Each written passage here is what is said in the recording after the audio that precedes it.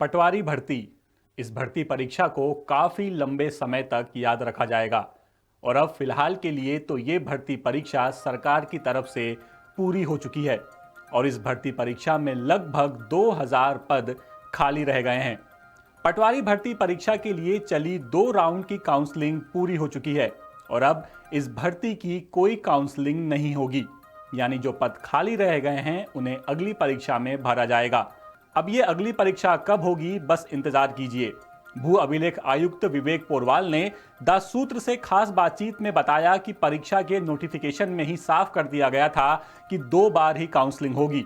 पोरवाल ने यह भी साफ कर दिया कि खाली रह गए पदों पर आरोप लगाना कि वेटिंग लिस्ट छोटी भेजी गई थी, ये सरासर गलत है। वेटिंग लिस्ट नियमों के मुताबिक ही बनाई गई थी और भेजी गई थी।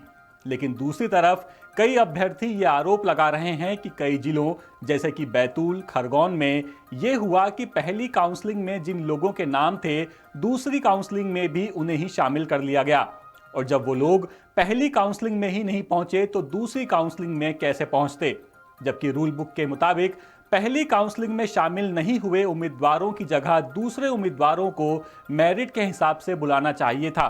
अगर ऐसा करते तो कोई पद खाली ही नहीं रहता।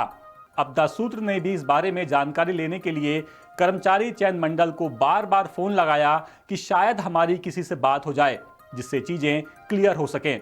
लेकिन आलम यह है कि ना ही कर्मचारी चयन मंडल के डायरेक्टर फोन उठाते हैं और ना ही कंट्रोलर। तो अब 5 साल और इंतजार कीजिए, क्योंकि पहले 2017, फिर 2023 और अब ये भर्ती कब होगी ये तो भगवान ही जानता है। बहरहाल अपडेट्स के लिए बने रहिए द सूत्र के साथ।